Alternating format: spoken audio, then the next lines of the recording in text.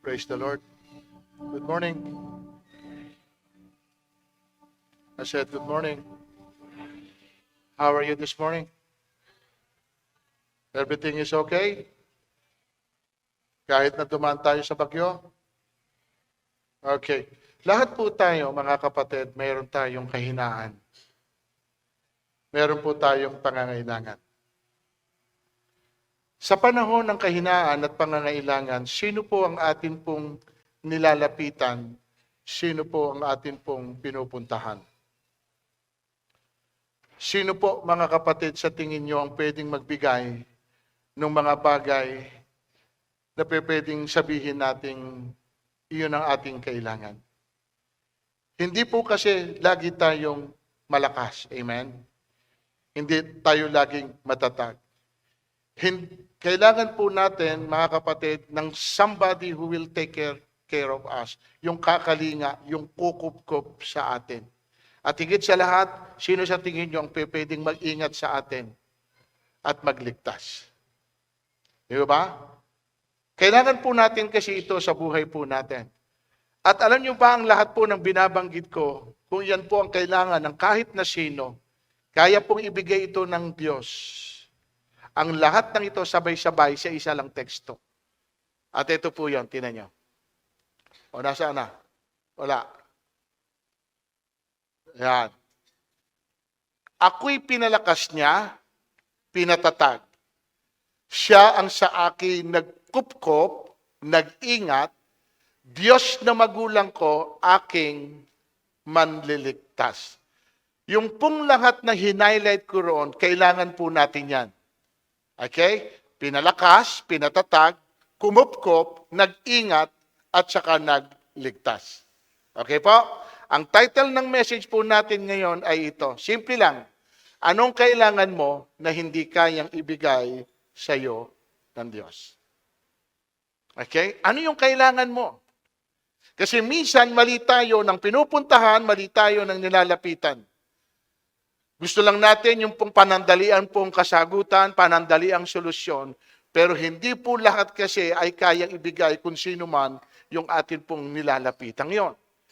Pero ito po, mga kapatid, malinaw na sinasabi rito, ano pa hahanapin mo?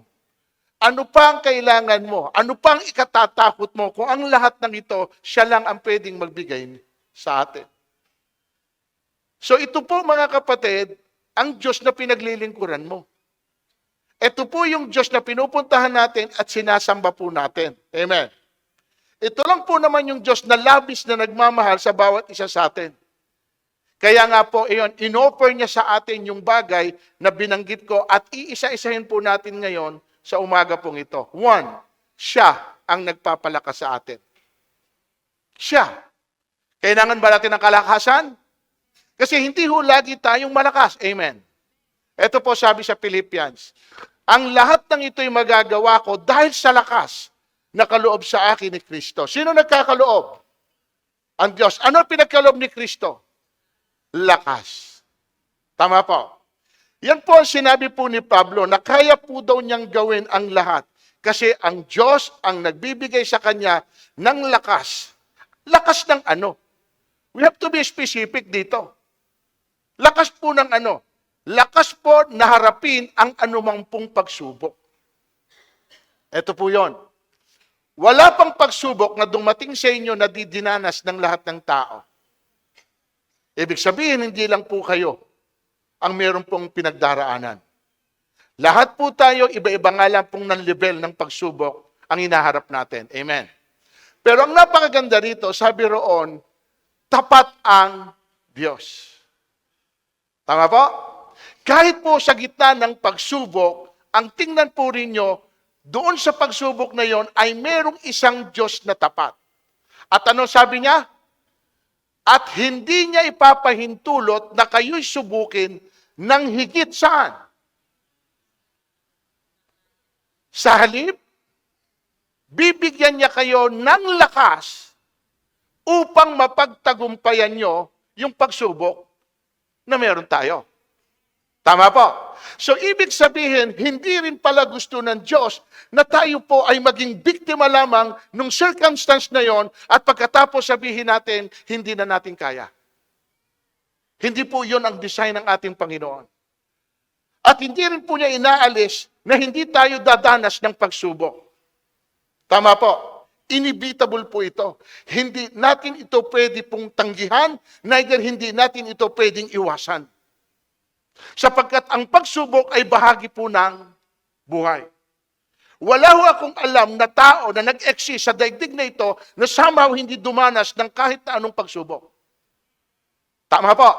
So therefore, kung lahat po tayo ay dumadanas nito, meaning ang pagsubok, trials, testing, is part ng buhay po natin. Tama? Bahagi po ng buhay natin. And in any given time, pwede po itong dumating na hindi natin minsan inaasahan. Walang may gusto sa atin.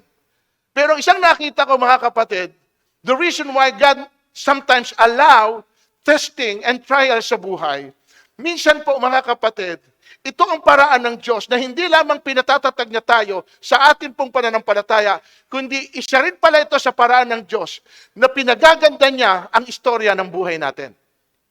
Sapagkat kung wala tayong mga trials and testing, wala ho tayong magiging testimony.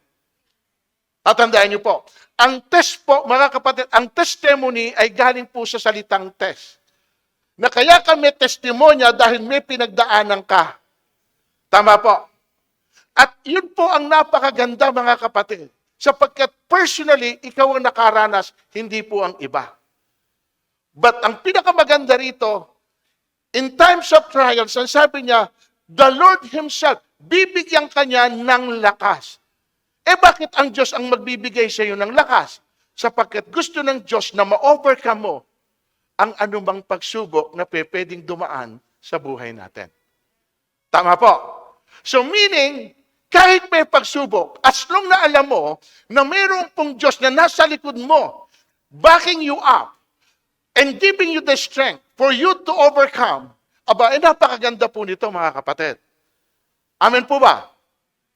Importante na meron pong nagbibigay sa atin ng kalakasan. May isang Diyos na nasa tabi po natin na nangako na kaya natin itong mapagtagumpayan. Amen. Ngayon, kung sasabihin niyo sa akin, alam kaya ng Diyos yung pinagdaraanan ko? Kasi kung alam niya, bakit wala siyang ginagawa? At ang tagal ko na pinagdadaanan nito. Naririnig kaya niya yung mga tawag at daing ko? Ha? Alam kaya niya? Nakikita kaya niya? And sometimes we question Him. Pero ito po ang gusto kong sabihin sa inyo, anuman po yung lalagay ng demonyo sa isip nyo, hindi yan totoo. Sapagkat ang Diyos, eto, nakikita ko. Nakita nyo? Alam ko ang hirap nilang tinitiis. Narinig ko ang kanilang daing. Nakikita ko ang paghihirap. Tama po ba, mga kapatid? So may nakakakita. Nakikita po ng Diyos. Salamat may Diyos na nakakaalam. Salamat may Diyos na nakakarinig. At kaya po niya tayo binibigyan ng lakas para po hindi tayo panghinaan ng at huwag po nating ilalagay sa puso natin, sa isip natin, na parang walang nakakaalam dun sa lahat ng pinagdaraanan natin. Amen. Kahit kailan, hindi po niya tayo hahayaan. Dahil yan po ang pangako ng Diyos sa atin. Ano yung pangako niya? Hindi kita iiwan, hindi kita pababayaan. Amen? That is His word. That is His promise. Minsan po kasi, mga kapatid, eto ang nangyayari sa atin. Naniniwala lang tayo na may Diyos, pero hindi tayo naniniwala sa sinasabi ng Diyos. Yun lang. Ganun lang po tayo. I do believe in my mind that there is God. Pero kapag may sinasabi na ang Diyos sa atin, yun ang hindi natin halos mapaniwalaan. Yun ang halos hindi natin po matanggap, mga kapatid. So, eto na po yun. Ano po yung lakas na ibinibigay nga po niya sa atin? Okay? Lakas. Lakas na harapin ang anumang pagsubok ng buhay. Lakas na harapin ang anumang pong hamon ng buhay. Okay?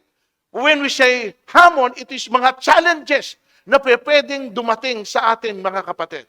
At pwedeng ibang tao ang gumawa nito sa iyo. O eto, tinan nyo. Dahil kay Kristo, walang halaga sa akin kung ako may mahina. Kung ako'y kutsain, pahirapan, usigin, at magtiis. Sapagkat kung kailan ako mahina, doon naman ako ano? Nakita nyo? Dahil kay Kristo. Meron siyang pinaghuhugutan, meron siyang pinagkukunan. Ipinakikita lang dito sa atin ng Diyos na kung tayo lang daw sa sarili natin, hindi natin ito kakayanin. Hindi natin kayang mag-isa. Amen. Kaya kailangan natin ang tulong mula sa Kanya. Kaya hindi po tayo pwedeng magmalaki. Kasi kanina doon sa pagsubok, sino nagbigay ng lakas? Dito sa panahon na naranasan mo ito, sino po nag-i-encourage sa atin? Nang dahil kay Kristo. Walang halaga sa akin kung ako man kay makaranas ng ganito. Sapagkat kung kailan ko nararamdaman na ako'y nangihina na sa mga nangyayari, sa mga naririnig ko, sa mga nakikita ko, meron isang Diyos na siyang patuloy na nag-i-encourage sa akin para ako ay maging malakas. Amen? So kaya po ang papuri ay nararapat sa Diyos. Kasi sa totoo lang, lagi po ang Diyos ang gumagawa sa lahat ng bagay. Nagiging accessory lang tayo sa Kanya pong mga ginagawa para mas makita po natin kung ano po yung magandang plano ng Diyos sa buhay po ng bawat isa. Okay? Pangalawa, siyang nagpapatatag sa atin. Kanina siya ang nagpapalakas sa atin, ngayon siya nagpapatatag sa atin. Sabi po Joshua, magpakatatag ka at lakasan mo ang iyong loob. Verse 7. Ngunit dapat kang magpakatatag at magpakatapang. Verse 9. Alalahanin mo lagi ito, ang aking tagubilin. Magpakatatag ka at tibayan mo ang iyong loob. Huwag kang matatakot o mawawala ng pag-asa. Pansinin niyo mga kapatid, bakit kailangan repeatedly sabihin po niya ito kay Joshua? Magpakatatag ka. Ito po, dapat kang magpakatatag. Magpakatapang ka, okay? Magpakatatag ka. Bakit po paulit-ulit, redundant yung sinasabi? Ano sa palagay ninyo? Kasi yung isang salita lang, magpakatatag ka, more than enough na yun eh. Basta in-encourage kita, magpakatatag ka, magpakatibay ka, tibayan mo yung loob. It is a form of encouragement. Pero hindi mo kailangan na ito ay paulit. Pero dito, bakit paulit-ulit? Sapagkat hindi mo magagawa ang anumang ipinagagawa daw ng Panginoon sa atin kung hindi tayo magiging matatag at kung hindi tayo magiging matibay. Lalong hindi raw po natin kayang harapin kung anuman po yung mga hamon na pwedeng dumating sa atin pong mga buhay. Kaya mismo ang napakaganda rito, ang Diyos mismo ang nag-i-encourage po sa bawat isa sa atin. At ang sabi niya rito, be strong. Anak, maging matatag ka. Maging matibay ka. Sa totoo lang. Kasi kung wala man lang isa sa atin na magiging matatag, na magiging matibay, mga kapatid, saan tayo kukuha ng katatagan kung tayo'y nanghihina? Sa pamilya mo. Pwede ba na lahat kayo sa buong pamilya nyo, lahat kayo nanghihina na, at wala man lang isa na pwedeng magpakita ng katatagan para i-encourage kayo? And for you to move on? Kailangan mayroon. Di ba? Tingnan yung mga magulang natin. Ano nagiging papel nila sa atin? Na kahit minsan gusto na nilang sumuko din sa hirap na kanilang nararanasan. Pero bakit nagpapakita pa rin sila ng katatagan sa mga anak nila? Bakit? Sapagkat kung sila mismo pagkukunan ng katatagan ng mga anak ay nakitaan na rin ang kahinaan ng loob, sa tingin nyo magpapatuloy pa sila? Hindi na. Tama po? At hindi pwedeng mag-encourage ang isang tao na sasabihin mo na magpakatatag ka kung yung nagsasabi sa iyo ay nangihina na rin. Tama po? Kaya sinasabi sa atin dito ng Panginoon, time to time, na be strong, be courageous, magpakatibay ka, magpakatatag ka. Bakit? Hindi lang kasi dito natatapos yung bagay na pwede mong harapin. At hindi mo ito malalagpasan kung hindi ka magiging matatag. At ang katatagan natin, sino nagbibigay? Ang Diyos. Meron nag-encourage sa atin. Kapatid, ito tandaan nyo. If no one, okay, besides you, nang mag-i-encourage sa inyo, try to encourage yourself. Kasi hindi ka pwedeng lagi nakadepende sa iba. Bakit nangihina ka? Alang nagpapalakas sa akin eh. O bakit downcast ka? Kasi wala man lang nagbubusa sa akin eh. Hindi ka pwedeng laging magdidepende sa kanila. Paano kung yung dinedependehan mo ay manghina na rin ang loob? O de wala na. O eto yun. Kung dumating ka sa punto na yon, ikaw mismo sa sarili mo, encourage mo. At kung hindi mo rin kaya, meron kang isang Diyos. Alam niyo ba ang purpose din kung bakit tayo pumupunta ng Sunday? Hindi lang para i-perform natin yung duty natin as Christian, kundi sa pamamagitan ng word na naririnig natin. True enough, yung word na ito ang siyang nag-a-uplift sa atin, ang siyang nag-i-encourage sa atin, ang siyang nagmo-motivate sa atin. Kapag ka ganitong maririnig mo, na patuloy na nag-e-echo sa tenga mo, okay?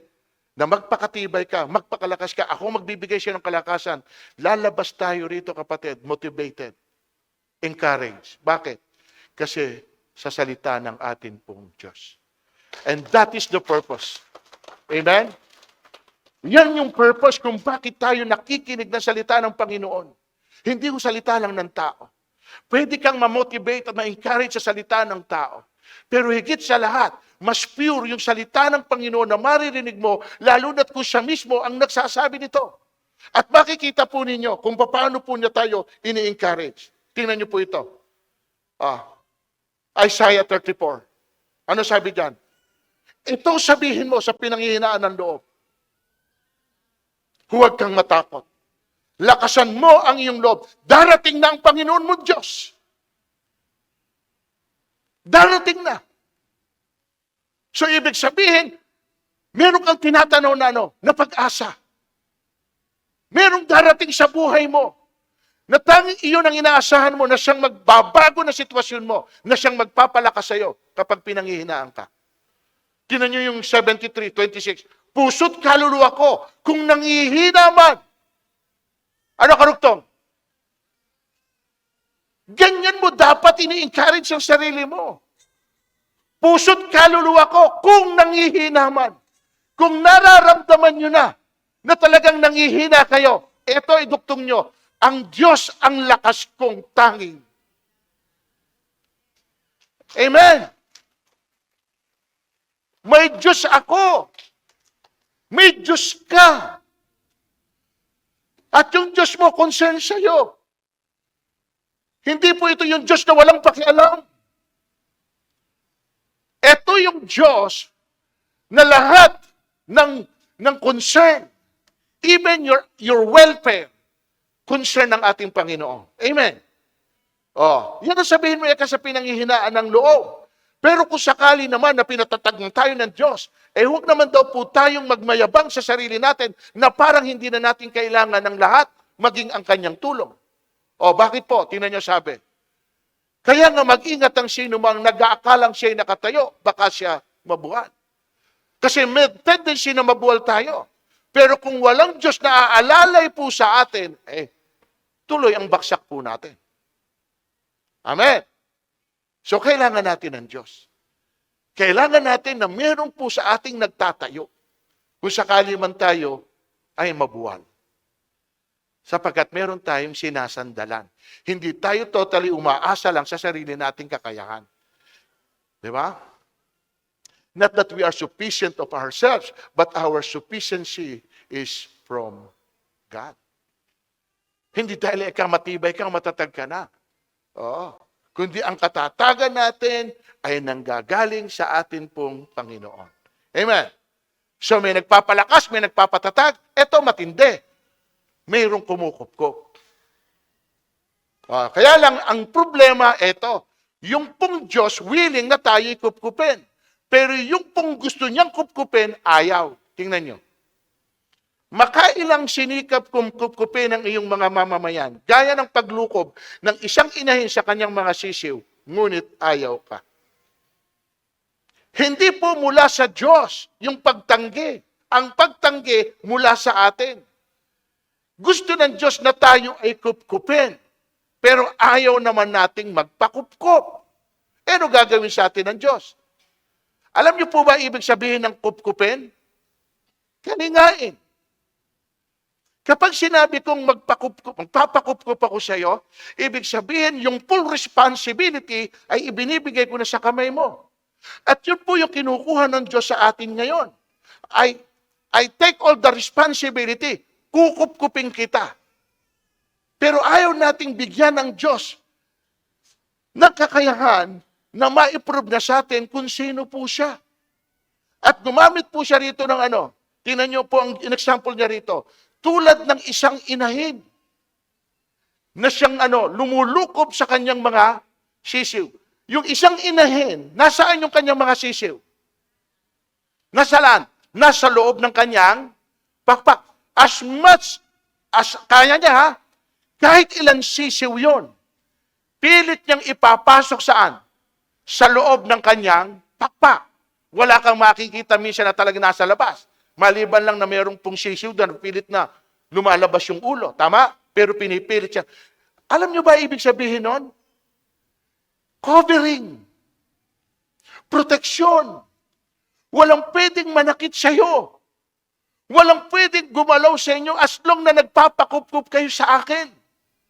At yun yung intensyon ng Panginoon, kaya gusto niya tayong kupkupin. Dahil ayaw niya na mayroong masama na mangyayari sa atin. Pero tayong pilit na lumalabas. Dahil ayaw natin, ayaw natin na may nakikialam sa buhay natin. Ayaw natin na may nagdidikta sa buhay natin. Meron tayong sariling gusto na umuupos dun sa gusto ng Diyos na mangyari. Kaya ano gagawin natin? We will go outside the will of God. Lumalabas tayo dun sa kalooban ng Panginoon kasi ayaw natin na magpasakop sa Kanya dahil meron pa tayong mga bagay na hindi natin kayang isuko sa ating Diyos. Lord, allow me to do it my way, not your way.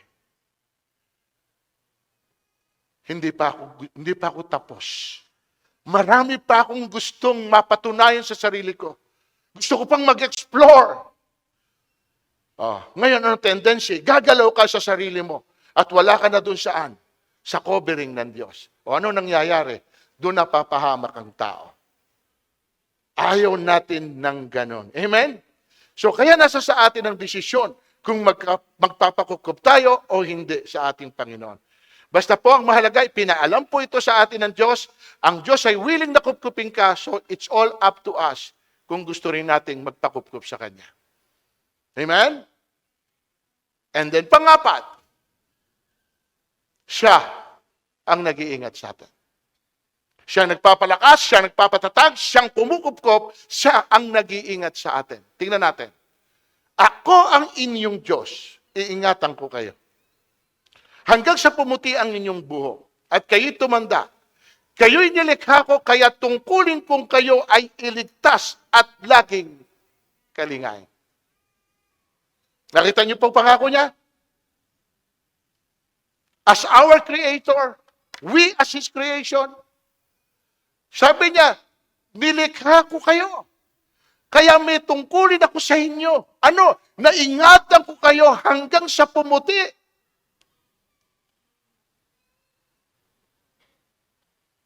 So, ibig sabihin, hanggang sa iyong pagtanda. Amen. Naroon ang pangako ng Diyos, yung kanyang pag-iingat. Pero ito, tanong, mga kapatid, ginagampanan ng Diyos yung tungkulin niya sa iyo bilang iyong creator. Pero ito, challenge ko sa iyo, ikaw, paano mo iniingatan ang iyong sarili? Okay? Yung tungkulin ng Diyos sa'yo, ginagampanan niya. What about yung tungkulin mo sa Diyos? Ginagampanan mo? Alam niyo ba sa buhay na meron tayo ngayon, lalo na yung mga professional dyan, buong buhay mo na, lahat ng lakas mo, lahat ng buhay mo, oras mo, lahat yan, saan mo idinidevote yan? Sa pinagtatrabahuhan mo. Sa mundong ito. Walang masama doon. Sapagkat yung pong pinagtatrabahuhan mo, somehow, ang nagbimit naman ng pangangailangan mo para may pantustos ka sa pamilya mo. Tama? Pero ito, tanong ko sa iyo, sino nagbigay ng lakas mo? Ang Diyos. Sino nagbigay ng buhay mo? Ang Diyos. Bakit malinaw ang isip mo na nagagampanan mo pa rin yung tungkulin mo bilang empleyado ng kumpanya mo? Bakit? Dahil meron pa rin Diyos na nag-iingat ng isip mo. Tama? O eto tanong, buong buhay mo na ipagamit mo sa employer mo sa mundong ito, pero yung lumikha sa iyo na nagsusustain ng buhay mo, ano na ibinalik mo?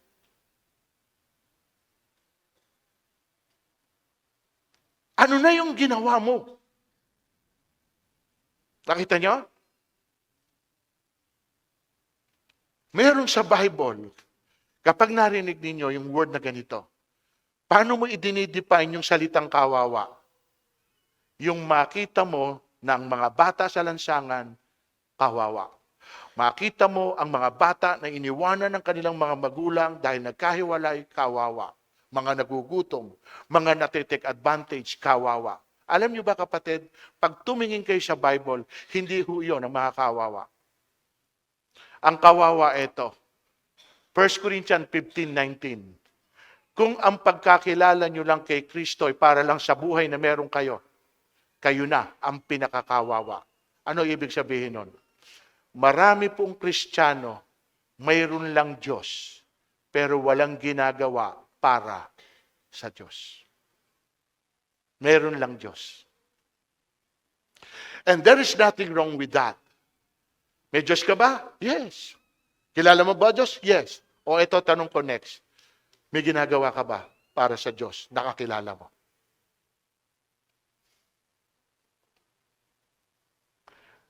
Meron? Ang Diyos sabi niya, dahil nilikha ko kayo, tungkulin ko na kayo'y ingatan at laging kalingain.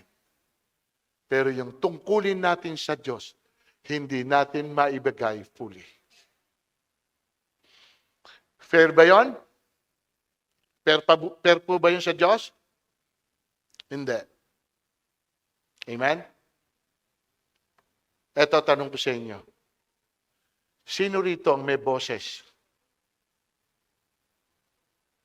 na may kakayahang kumanta? Kahit may boses ka, saan mo ginagamit? Di ba?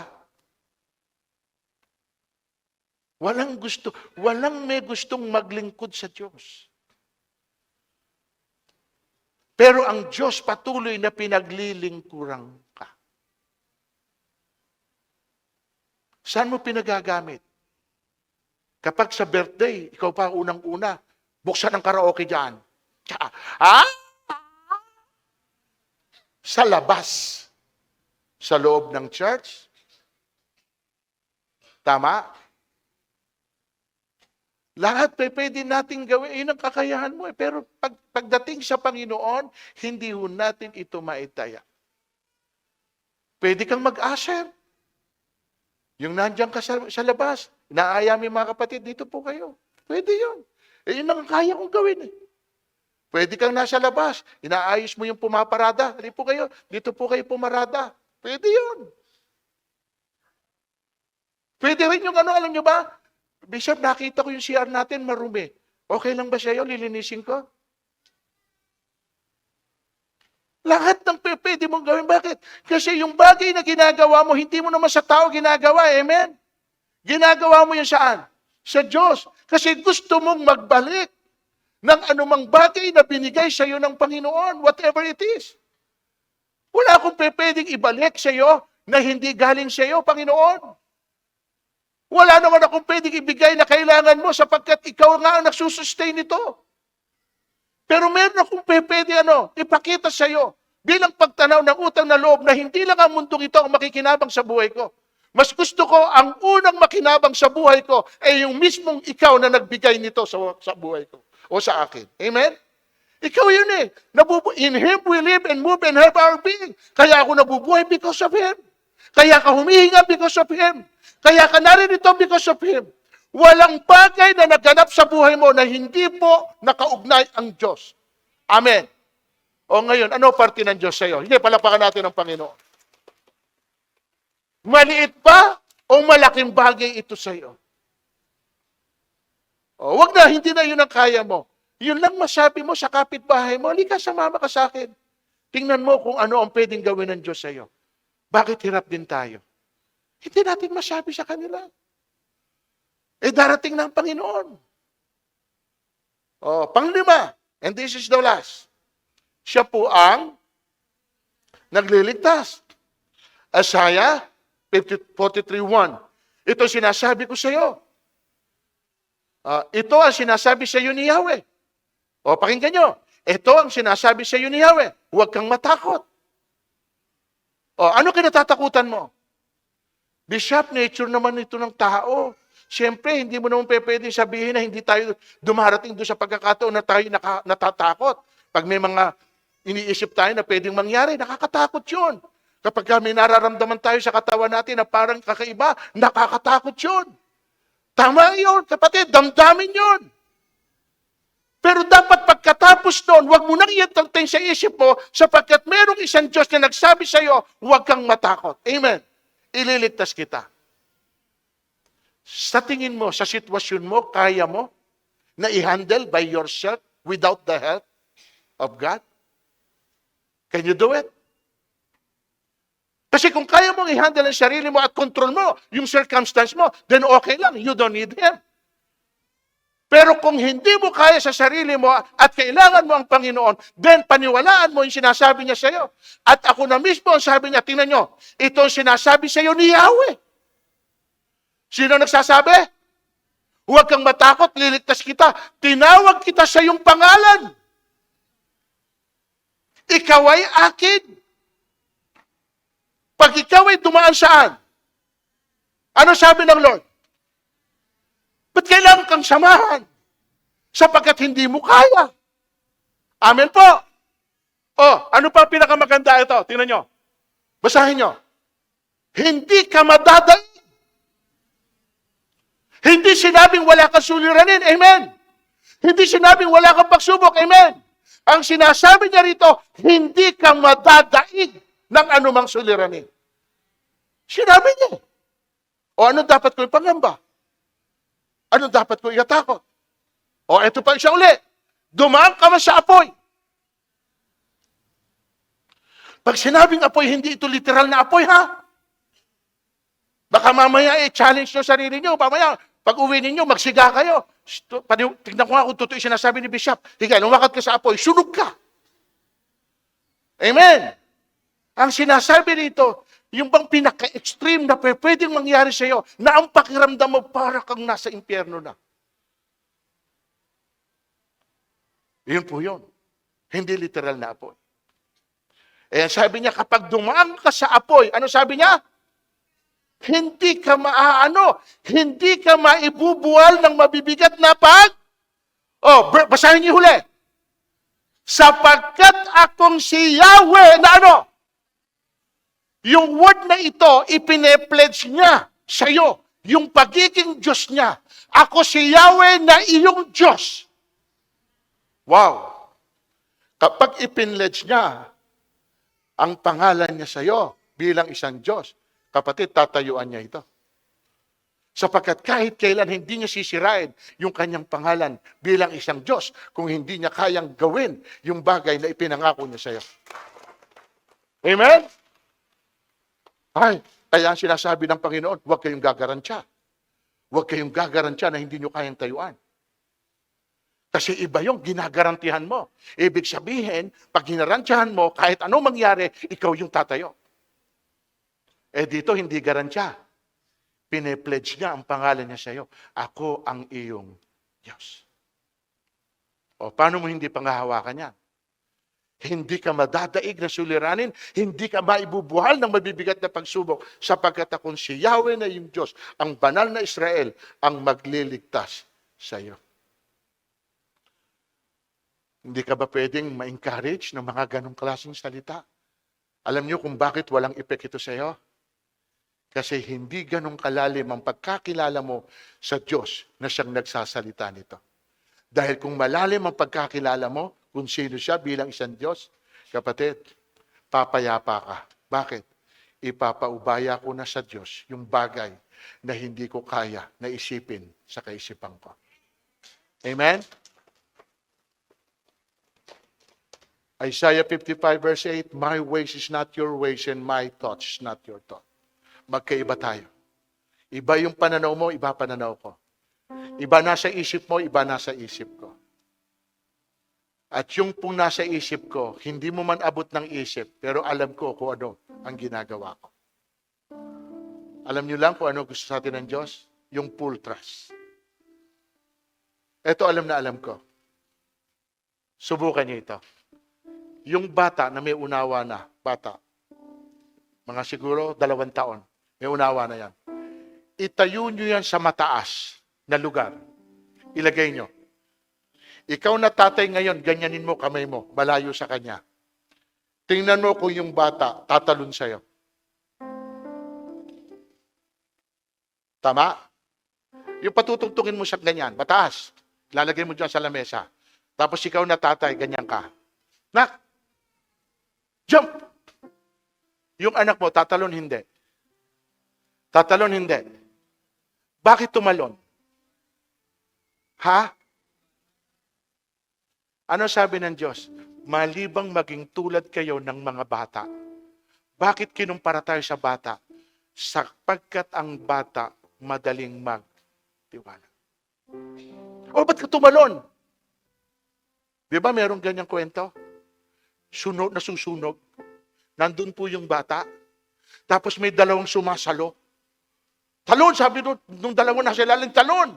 Yung isang sumasalo, payat na payat. Yung isa naman, kasi laki ko.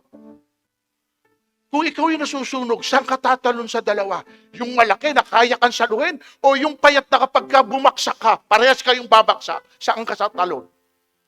Saan? Sa malaki. Tama. Biglang tumalon yung bata, doon sa payat. Nagtanong ngayon, bakit doon ka sa payat tumalon? Yun ang tatay ko nakita nyo na. Bakit? Kahit anuman siya, ang bata nagtitiwala dahil yun ang tatay niya, hindi siya pababayaan nito kahit ano mangyari. Amen? Kung yung tatay natin sa lupa, hindi ka gustong pabayaan, much more yung tatay mo sa langit. Amen? Na higit na nagmamahal sa iyo kumpara sa tatay mo. Bakit? Yung tatay mo rito, binubuhay ka lang sa sustento at pagkalinga. Pero yung tatay mo sa langit, ibinigay niya ang buhay niya sa iyo para ka mabuhay. Amen? Sino higit na nagmamahal? Yung tatay natin, hindi pa natin napatunayan na totoong mahal ka hanggang di sila namamatay para sa iyo. Yung sasabihin mo sa anak mo, anak, gusto kong patunayan sa iyo na mahal kita. Eto, magpapakamatay ako sa harapan mo. Ayan, napatunayan ko na, mahal kita, no? Hindi mo gagawin yun. Right? Ang Diyos ginawa, namatay para sa bawat isa sa atin. At yun yung klase ng pagmamahal na meron tayo. Amen? So, therefore, siya dapat nating pagtiwalaan. Now, saan tayo ililigtas? Nasaan na yung... Yan. Saan tayo ililigtas ng Panginoon? Eto kapatid, tingnan nyo. Ililigtas kita sa kamay ng masama. Iingatan kita laban sa marahas. Nakita mo pangako niya? Saan pa? Subalit ililigtas kita sa araw na yon at hindi kita ibibigay sa kamay ng mga taong kinatatakutan mo. Lahat ng anggulo, ito pa siya, tinan mo. Sapagkat naparito ang anak ng tao upang hanapin at iligtas ang naliligaw. Ililigtas po tayo ng Panginoon saan? Sa kapahamakan. Sa lahat ng pwedeng mangyari po sa atin. And here is my conclusion, mga kapatid. Sabay-sabay ninyong basahin at sana mag-sink in ito sa puso nyo. Basa.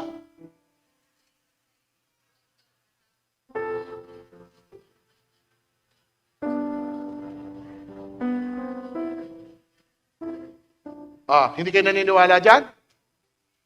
Ito yon.